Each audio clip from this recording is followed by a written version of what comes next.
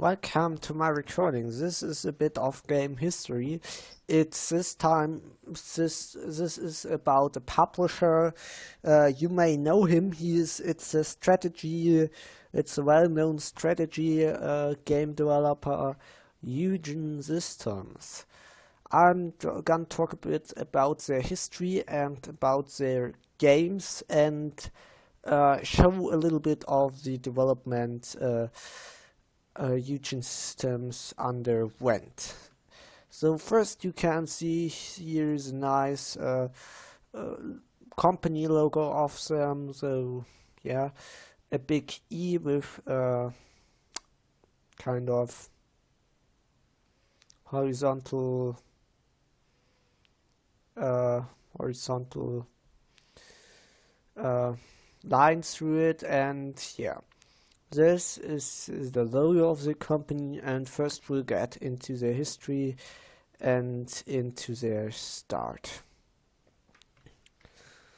If you have to talk about Eugen System, you have also to talk about the 2018 controversy. Uh, but this will be later. When we come to Steel Division Normandy 44. Now we'll start with their first game. Their first game was Times of Conflict. Eugen's system was founded by two brothers, Alexis and Frederic de Letreset in Paris, in France. It's a typical story, blah blah blah, small apartment, blah blah blah. Two brothers started programming, then got a team together, and then made realistic strategy games. A typical start. It almost seems too good for me. This is the only information I could really find about the founding of this company, and that's the problem. The only information comes about the publishers, and publishers tend to idealize themselves for potential investors, for players. So they say they lay a bit, they lay their focus on historical accuracy. Yeah, that's kind of right. There are some things like mines that are missing in their games that are not really displayed in the game, but otherwise they're relatively exact, but this isn't always to the benefit of the game. So yeah, you should be not too happy about it. It's sometimes not as good and well as it sounds. They also they're a real-time strategy, tactical games developer, realistic combat and execution, smart planning and execution. Smart planning is something they invented just recently, and smart orders are something they invented recently. Like you can give the artillery now fire order to make. To fire at different directions, and yeah, they developed also their own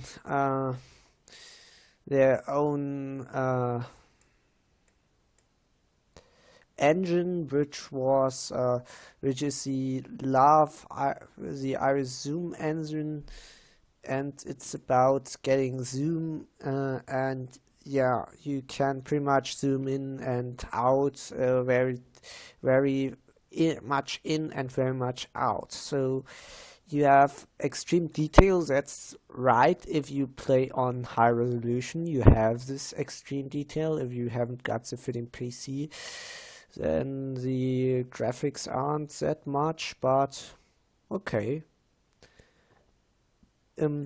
They also worked with Ubisoft, Atari, Paradox Interactive, and Focus Home Interactive, which are basically very well-known giants of the industry, of the video game industry, but they develop the games themselves. These are just the publishers. So they can say, we had this publisher. Ubisoft is pretty known. It's one of the AAA companies. This is today not as important as it once was, and these are, I would say, AA companies. They mainly publish AA games. So, and yeah, I'll come to the first game soon. So yeah, let's come to their first game. The first game was Times in Conflict for Windows. This is developed by Eugen Sytems. This is most of the information I could even find about this game is listed on that site, and yeah, to be honest, yeah, this is all it is. Though it already had a multiplayer, which was a bit progressive for 2000. I mean, most people had 2000 crappy internet connection. Multiplayer wasn't that well, and yeah. This is basically a kind of futuristic sci-fi story, the typical 2000 stuff. Three nations fight over the control. Three nations fight over the control over the planet. You have a solo campaign, you have multiplayer, and it's basically all the important information about it is here. Yeah, this is, as far as I say, as it seems, and it's written here. As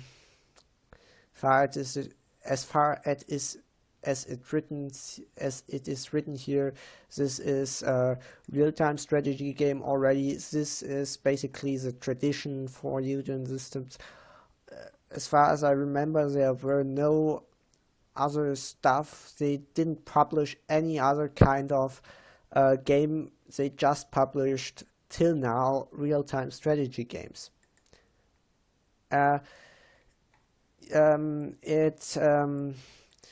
you can see some screenshots of it.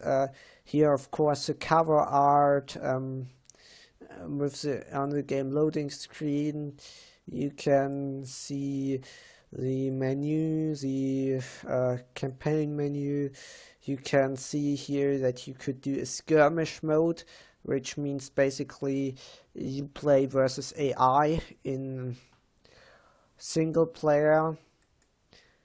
You could choose your faction which you wanted to play. You can, here you'll soon see, here you see the briefing stuff. Here you see the map, and to be honest, it's real-time strategy. This map looks great for the early 2000s. This is good graphic quality. It looks like a comic stuff. The graphics, as you can see in the character models, aren't that good, but they are not bad for the 2000s. Here you can see two reviews from reviewers, from apparently professional reviewers. So this is, of course, in French. It was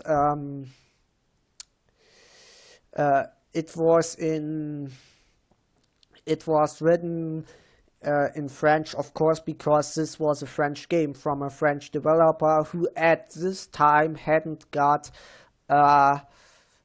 who at this time hadn't got that much of attention on the international market. So yeah, um, they compare it like they are. They compare it to StarCraft.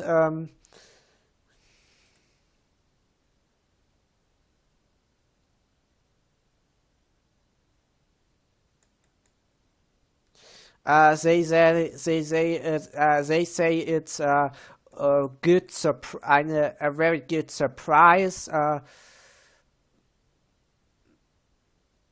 I think they say he's a.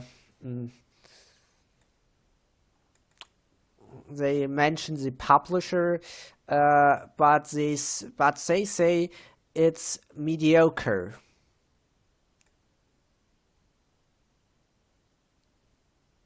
So they say basically it's under tolerable rate.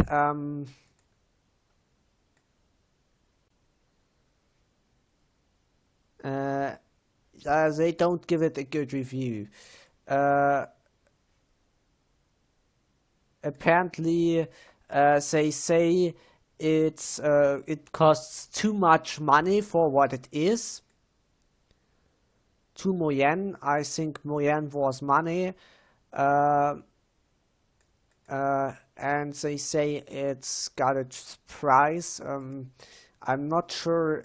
I might try to translate this with a translator. No.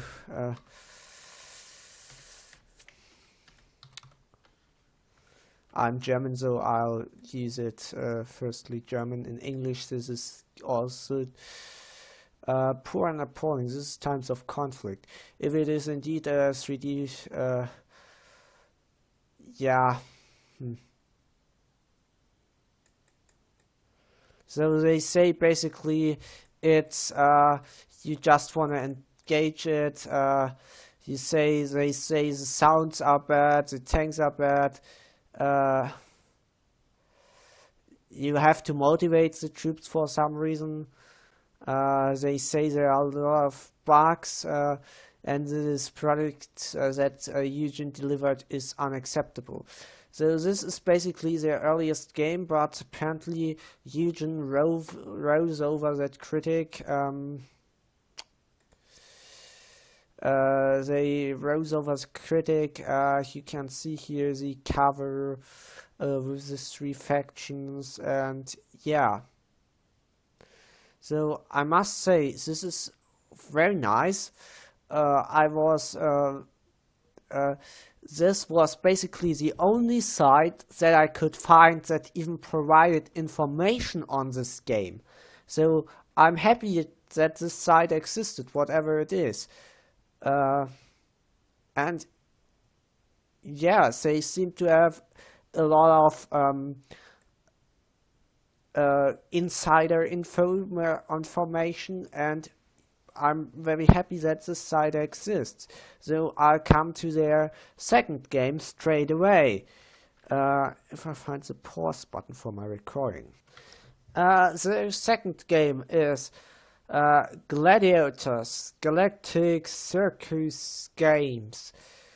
This is simply about a U.S. Marine being sucked into a black hole and having to help some kind of space princess. This is also a real-time strategy game. It's from the graphic isn't that good as someone said in video once, as far as I remember, they had good graphic, and then they had to try and make this fucking. They had good 2D graphic with the time, and then they had to go and make this polygon shaped 2D 3D graphic system because it was the hot shit, to say the least. Again, you had different factions, you had a campaign you could follow, and yeah, this was their first game. And well, apparently you're playing you're playing this white guy here. No, this guy with the white hair, who looks pretty not suited for a main character, but I'll let that stand. This game apparently also had the same problem as the reviewer. The reviewer gave it mixed review. Some said it's a great game, we like it how it is, and some said again, well, this is poorly executed, the idea is good, but the execution is just shitty. Some said, for example, this has a lot of difficulty issues and a lot of bugs. This is really surprising. Controversy surrounds Eugen's game. Eugen's game were since the beginning something that split people's mind. That people were decided. Some decided it was good. Some decided it was bad. And yeah, that's really surprising, I must say. So yeah, I'm surprised about that. This is continuing till today, even. Then we come to the third game. This is the major breakthrough for Eugen Systems. This is the one. This is the one game that Eugen System owns its success. Act of War, High Treason. No, Act of War. This is the expansion pack, which you can see. To say it shortly, before there existed DLCs, there were expansion packs. So you got one big expansion for the base game, and that was it. Oh, shit, you might think. Today you're paying the same price that the game costs for an expansion. This wasn't that at that time. This wasn't that at that time. Act of War is about a war in the future. It's basically about a futuristic story that sometimes the units have a melange, have a mixture of modern tanks and weapon systems as they have today, and some futuristic stuff like stealth tanks, stealth technology. Here you can see something that reminds me of the age of the USS Zumwalt. And yeah, this is about the US Army. You play basically three factions. The US Army, the US Shadows covered Black Ops Strike Force, and a consortium, which is basically some companies that want to drive the oil price high with terror attacks on oil plants and on the World Energy Forum. And you have to battle them. This is actually the first game that was good, that will displayed later. We'll come back on this. We'll really come back on this. Also, here you can see one thing that will continue throughout Eugen's different games. This is like Command and Conquer. You have to build oil plants or capture strategic positions to gain money. You can, for example, capture banks, banks will give you money if you capture them with infantry. This will be repeated in the Act of Aggression game, but we'll come to this later. This game was so successful that it even got an expansion. So here you can see Eugen stepped up. And we'll see what happened with Act of Aggression later. So yeah, that's Act of War High Treason. I can show you some gameplay footage of it that I found on YouTube. I don't own anything of this footage. And you see they teamed up with a major publisher at that time, Atari, which was really big at this time, but today takes as a publisher a backseat. The game was very command and conquer like. You had your base, you could build fortifications where you could place infantry in, you could produce your infantry in designated buildings, for example here your soldiers. You could place your infantry in buildings. This will be important later on, just believe me. You had your special abilities. This is basically a command and conquer clone. You had each unit had its special abilities, like here you can set them on area or perimeter defense. You can place them in different buildings. You had to watch for your power supply, you had to watch for your income, and it's basically a Command and Conquer clone. A clone of Command and Conquer generals, of course. You have your main base, you have your tank production up here, as you could see. You can build with the construction vehicles, so yeah. This is basically just a Command and Conquer clone, believe me with that. I know what I'm talking about, I have seen this game. So, despite that, no one complained about it, it all went good, and everyone had a great time. Everyone was just happy to overlook the cloning of Command and Conquer, and yeah, this got in PC Gamer, in the magazine PC Gamer. It got even under the top 10 under the best annual games. So yeah, this shows how big of a deal Eugen was at that time.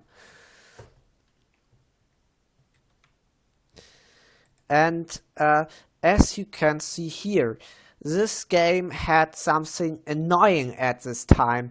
Every good game had to have played sequences, played by real people, played by real actors. This was the hot shit at that time. Every game had to have it, but I don't like it. I don't like it still today, not. And really, this is just a side notice. The next game or the add-on was hadn't these real life action sequences. They had animated sequences, and I'm very, very happy about that. So yeah, of course I'm happy about that, because it's just annoying in my opinion. And this is the step up. This is basically what made Eugen that great. I mean, they literally developed R.U.S E, a game that is still played today, that is still held in high regard today. Act of War faded away. It was a big deal at the time, but R.U.S E still is. It is today considered one of the legends of computer gaming, of strategy gaming. Yeah, it is still held in good memory today. Eugen changed its publisher to Ubisoft, as you can see, and and Ubisoft basically published the game, and it was a great success. It was a great hit. Many people bought it. Many people still play it. Some people still play it today. So yeah, this was basically one of the top successes of Eugen. The game was very well received, also because of its mechanic. You had to, for example, you could capture supply depots here. You could capture your supply depots here to get income. As you can see here, you also could could build buildings that would passively generate income for you. You could build all kinds of units. You had to get recon, and this was the time where they began first working with a line of sight system, where you could see what the units could see from which position. At this time it wasn't that important, but it was definitely nice for positioning your scout units, because some units couldn't engage hidden units, and you'd better know what comes your way. You could also fly in planes, you could drop paratroopers, you could get AA to shoot down these planes, you could go air superiority fighters that could shoot down the enemy's planes.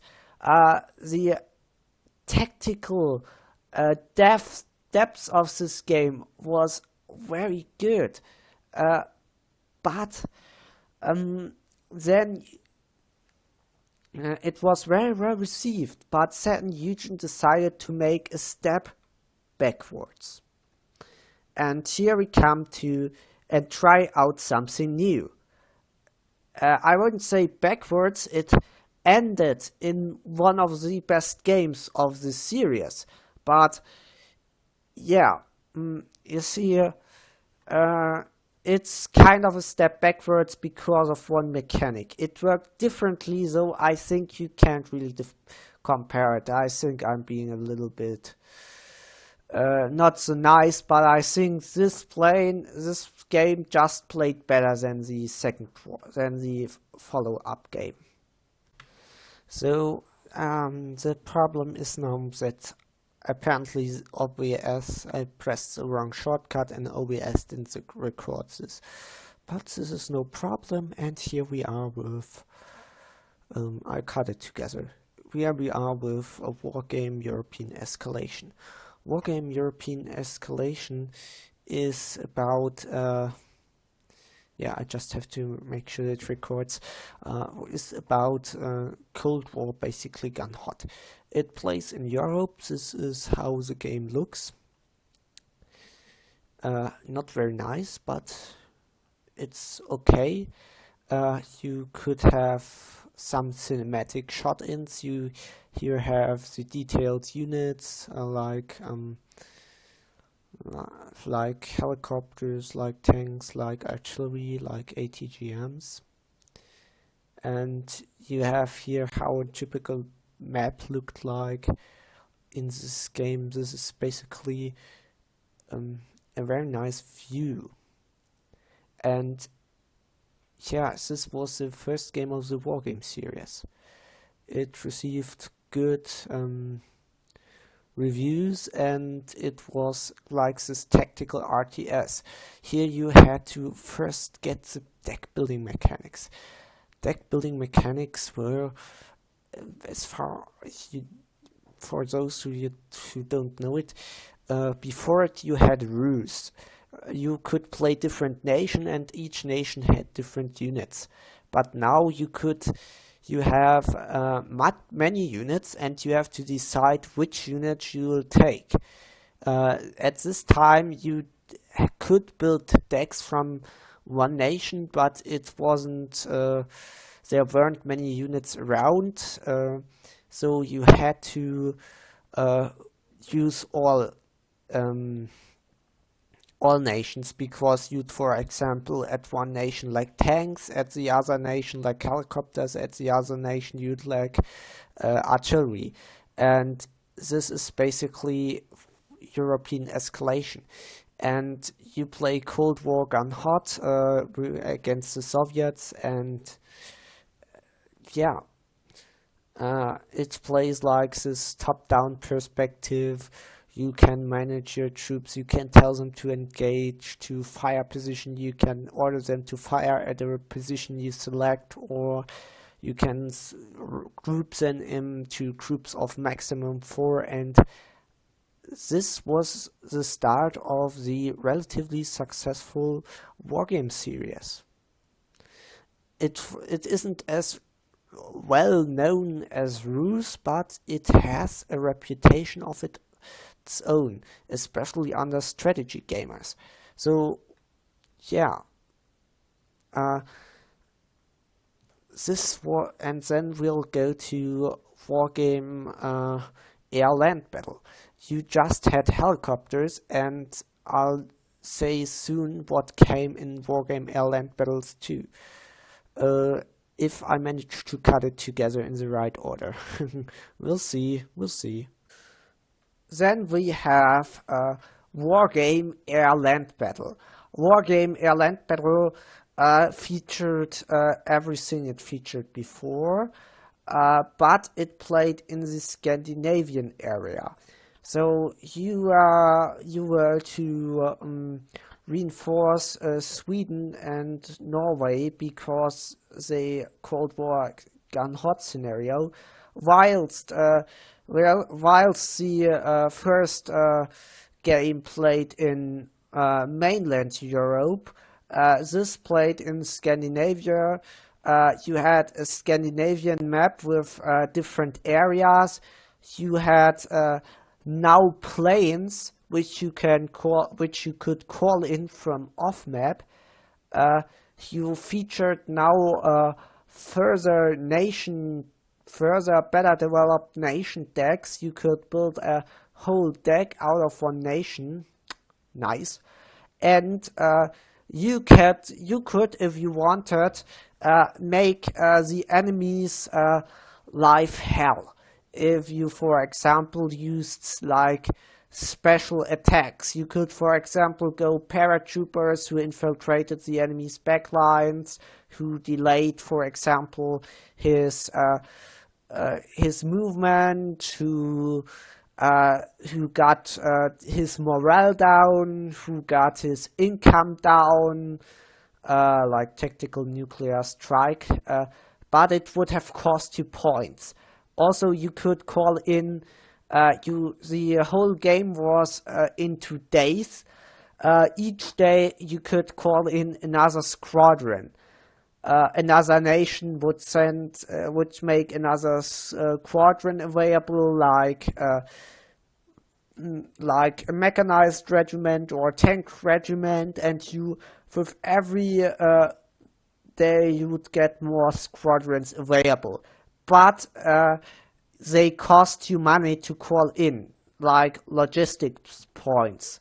This will be seen later in Wargame Red Dragon 2.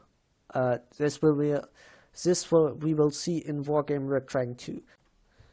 Now we come to the next series, Wargame Red Dragon. Wargame Red Dragon, differently than its predecessor,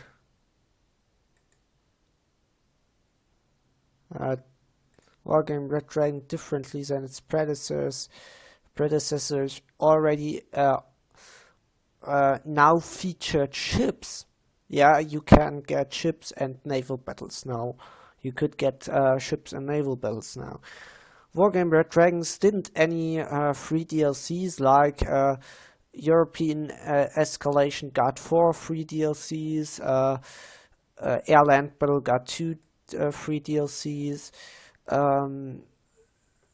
This is basically the game. You can get tanks, you have now more factions, more units than you've ever had before. This was only glorious. Of course, it wasn't. Why? Why it's difficult to explain. We'll have to jump forward to over this game to the next game to explain why this game wasn't as good as its predecessors. It featured now Southeast Asian nations, no, like East Asian nations like China or Korea for the first time. Besides the Soviet Union, they also joined the fight. You get the Second Korean War as a campaign, so it's mainly in Korea. You can play in Korea, or you can play in as an invasion of Japan from North Korea, from the Soviet Union, or you can play as what was it? You can play as you could play as Britain defending Hong Kong because alternative history, Cold War gone hot. Britain is refusing to get Hong Kong, to give Hong Kong up and stuff. Yes, you know, the whole shit. And yeah, that's Wargame Red Dragon. And yeah, Wargame Red Dragon was as far downloadable content. This is why it wouldn't get that good. But we'll have to jump to Act of Aggression to see why it didn't went so good. Act of Aggression basically was Act of War with some new units, with a fresher look. You had, as far as you could see, 3 different factions. You had the cartel here, who featured like modern weapons, infiltration tactics, and highly modern weapons. It played like Act of War in the future. You could play the U.S. Army, which is torn up by global conflicts but struggles to keep its position. It relies heavily on already available stuff like tanks. It's basically not as modern as Chimera, and this is basically the UN troop.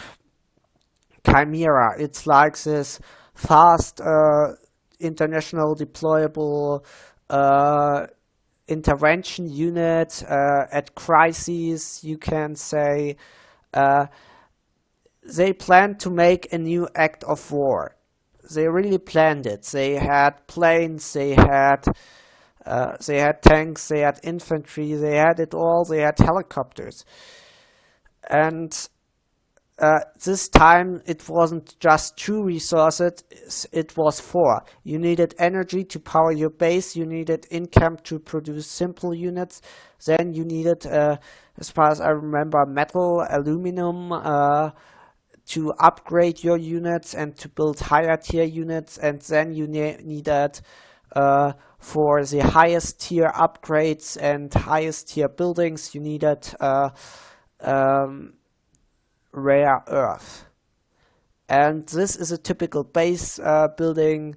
You can see, for example, here the production facilities, the defense turrets. They have helicopter landing pads. Here you can see a refinery. This is oil. There you can get money. You could also occupy banks. But despite Act of War being good and having a good reputation, there weren't many people who bought this game. Some people said, well, this could be the strategy gaming hope. It could be the new Command and Conquer, because let's face it, Electronic Arts killed Command and Conquer. There won't be another. And yeah, this is Act of Aggression. So let's show you some footage from the YouTuber Dr. Proof, defender of gaming culture. I enjoy his Let's Plays very much. You have like this nice little loading screen. You can play against other players like you see here. Yeah, you have your scout vehicles who could see resources. You had to place like building stations to farm the resources for you. You had your base. Um, let's fast forward a bit. You could build a logistical center to get resources from this to the base. Uh, you had to have depots to store your resources. You had to mine your resources. This is all interesting, but the game failed for some reason. I don't know exactly why, but the game in the end failed. And now we come to why Wargame Red Dragon isn't that good of a game. This game failed, as you can see. I think it was a good game, but the game can be as good as it is, but if no one buys the game, no one will. If no one buys your game, no one will. No one will get your cost. You won't get your costs. You won't be able to. You won't be able to get your money back from this. And yeah, this is where we come to part 2. This is where we come to why Wargame Red Dragon isn't that of a good game. Let's face it. Yeah, this isn't a good game because it has at least 2 DLCs. So even the DLC policy is, in my opinion, not. It isn't like I would have any kind of clue how their pricing policy is. I mean, they literally made, after the act of aggression game failed, they literally made DLCs for that. They needed extra money. They needed cash. And so they got the idea to somehow make money again from a game they already did. I can tell you what they did. They did something what I don't like. They took the game, they took some old already available units in this game, gave the units a new skin so that they look basically other than the original units. And to be honest, most of the units you get in these packs are just nice skins, combined with some new arms which basically behave like normal arms, like normal rifle. For example, the Netherlands Special Forces have some special rifles. They don't have the automatic rifle 15, they have a carabine, but it also has the same base stats as other rifles in this game. There isn't any different. They added some original units, like now you see it for the short moment, the AA gun, the Neva. This is a new unit for the Yugoslavians. They added some new tanks and new artillery for the Israelis, and a new piece of artillery for the Netherlands. This is firing a high-powered HE. So they literally just made this game bigger, added some new nations who were basically already in the game in one or other form, because they're basically using the rifles, they're using the mechanics that already existed. They hadn't to do like big work for that. And yeah, this is where Eugen became greedy. This is where Eugen realized that you could get more money out of games if you just began adding DLCs. Why give people free DLCs? Why? You don't need free DLCs for the people. You don't need it. The people will buy your game anyways. And if you add DLCs, you can make some extra money. Sure, this will piss off some people, but who cares? Money, extra money. And this policy started to piss me off. Now and this is why Wargame Red Dragon isn't a good game, despite being originally a good game. Some of these some of the units in this game that came new in this game were so broke that they threw the tender balance of this game right off the scale and shifted the power towards the DLC owners, to those who were willing to pay money. They didn't. Sure, it cannot weigh off skill. It cannot weigh off good positioning, but it can be really helpful.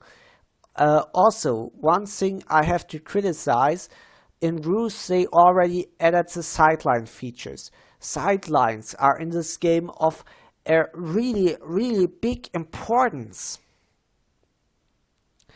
And the problem is, sidelines are of a really big importance in this game. But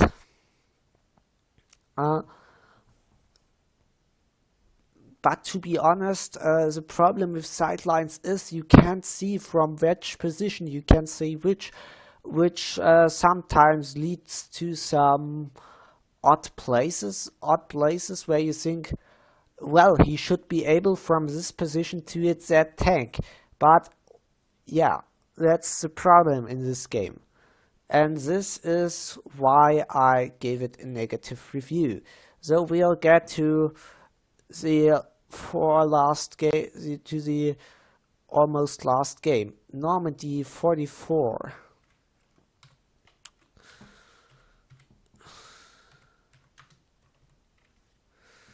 Oh, you see, I spent a lot of money on this game. Believe me, and I regret it. I regret it hard.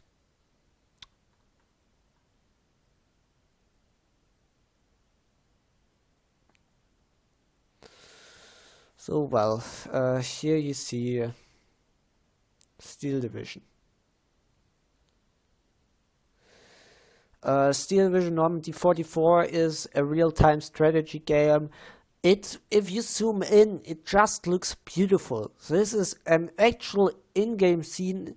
If you zoom close enough, you'll see these scenes, and it already added a deck building mechanic. You had now different divisions which could field different units. For example, heavy tanks. The one division had heavy tanks but lesser infantry. And you got all your points in phase C, all your income in phase C. You could get hunters in phase A to deter enemy planes, but you just could get better and elite hunters in phase B. You could get artillery till phase A, but you can't get long-range artillery till phase B. You can get flag guns already just in phase B and C. And this is basically the game. This is the importance of this game.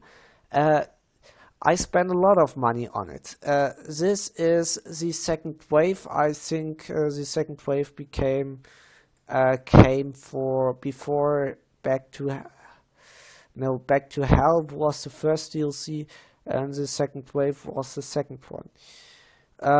And they did something right. The divisions they added had now their own units, new units that you couldn't get. They said it were 85 new units. This is you could get 2 allied divisions and 2 you could get like the Desert Rats, but this is also pay to win, because the allies in this game have literally nothing that can penetrate your armor, and that's the problem. Armor in this game has a value. In the game before, they worked with health bars. If you got hit, then the difference between the penetration the other tank had, and the stuff that attacked you had, and between your tank was added onto, was gotten off from your health bar. You have a penetration value and you have an armor value. If penetration is higher than armor, you have to the difference between armor and penetration gets away. Now tanks get one shot in this game. This makes it a lot more difficult, but a lot more important that you can play strategically. But they got the best tanks that the allies can field with the highest veterancy in this one division, and this was basically an effective countermeasure against the Germans. Before that, you had to get everything up you could. You had to get everything you could to counter the heaviest of the enemy tanks. Now, you could just you had to work with AT guns. You had to work with bad tanks. You could field 2 inexperienced tanks with an accuracy of 6, while the enemy could field 2 high experienced tanks of higher penetration and of higher veterancy than you could ever get. Now, yeah, this was the problem. This game was unbalanced, in my opinion. So yeah, this wasn't that good. Now we'll see the latest game, but it had a beautiful graphic. But I wouldn't recommend buying this game because the campaign it wasn't that well, the campaign, and yeah, the problem is in this game, or has been in this game, that you had to that you now get no players more in multiplayer. This game is dead. They released one free DLC with 2 divisions, but made like 6 divisions for paying, which is, in my opinion, a bit unfair. And also, yeah, I don't get it. These are 2 divisions, and these are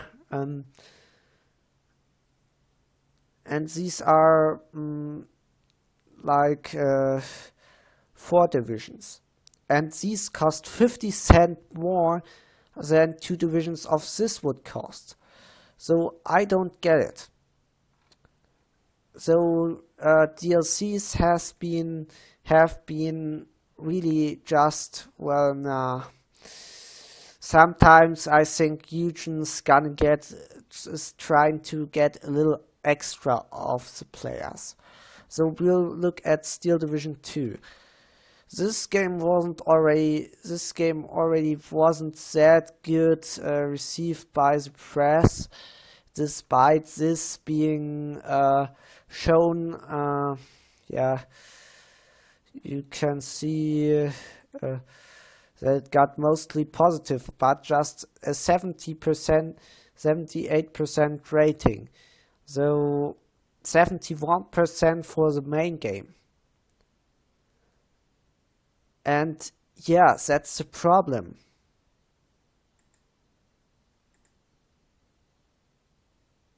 %71 positive. And this is a problem. Eugen, some decide basically to rate this better than it is. The video game rating system is screwed.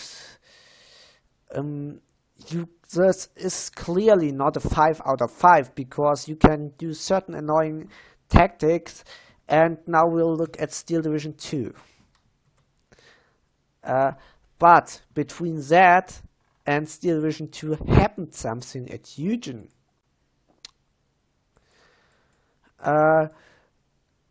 2018, during this game got its last DLCs around this time, I think. People at Eugen started complaining because there's a certain practice at video game developers called crunch. Crunch is basically you have to get a game ready in time, so you have to let your employees work overtime. You have to let them work 16 hours a day, 20 hours a day to get this game done before before official release date. Ahem. But what's the problem? People went into a labor strike. The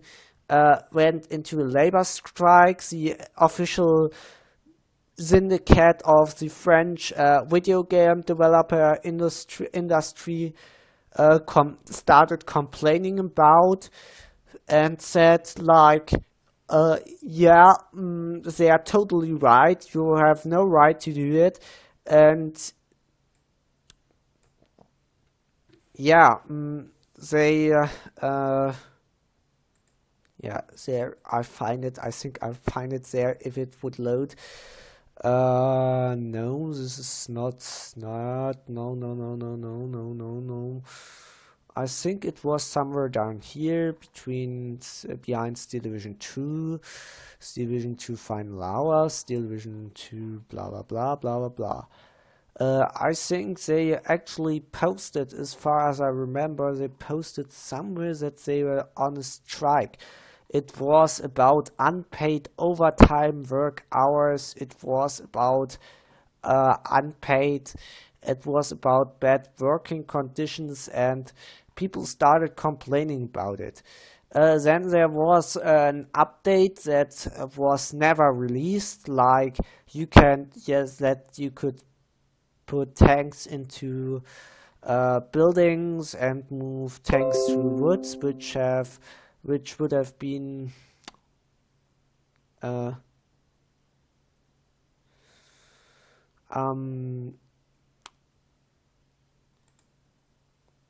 would have been better. They put a lot of balancing stuff out. This is just closer combat, so that you can deploy your units immediately over closer range, not as far from the front. So the updates this game received weren't really convincing. There was a labor strike at Eugen because they had problems with, as far as I mentioned, with the workers, and yeah, it ended with some going to court against their against their publisher. So I don't know if people still play, if people are still in court, but this game is certainly not played anymore, which is unluckily quite sad. So what do we got?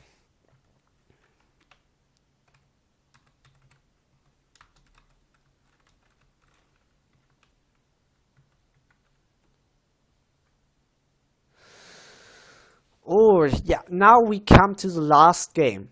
The last game that you recently just released, with 78% being 71%, again being positive for some reason.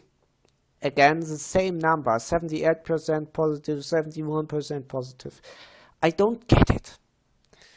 But this game is clearly one thing, it is overpriced. Eugen has overdone it with DLCs, in my opinion.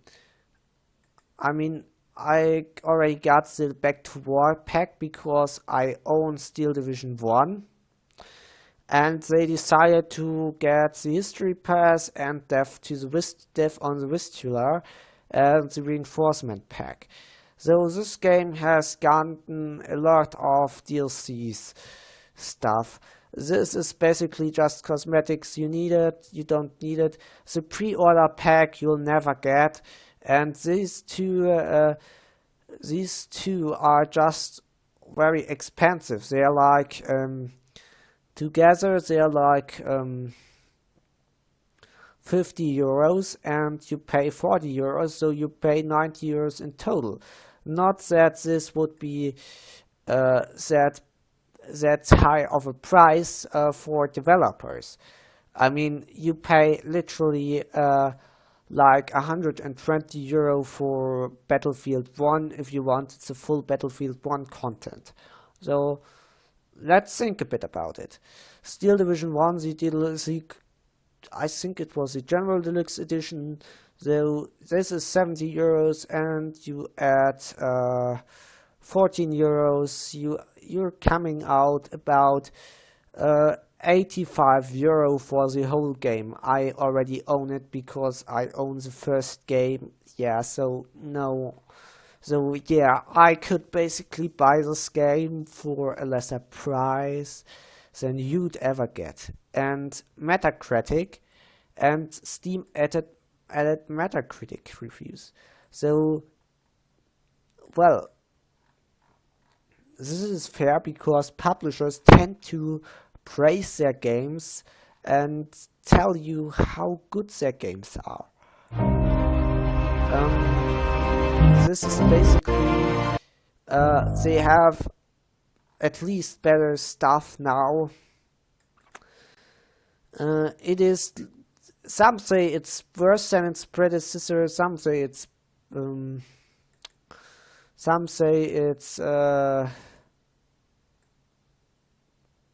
it's not accurate. Some say so far too yeah. Some have some serious complaints, at least. Yeah, most people are positive. Some are negative, and so this adds down. Some are skeptical, some are mixed, so yeah. So it's like 11 to 24, so yeah, I think it's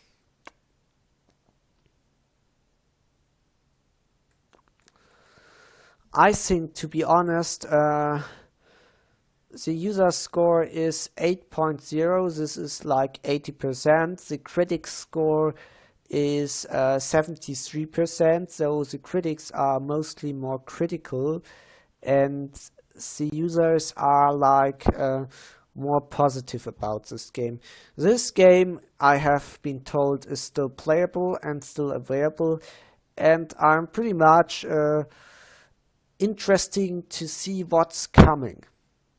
I'm very interested to see what's coming, what will come out of this game. What will this game become?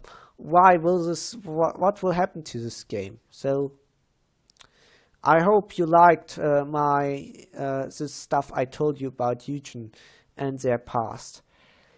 And I hope I was at least a little bit entertaining. So decide to leave a like if you like it, and yeah, bye.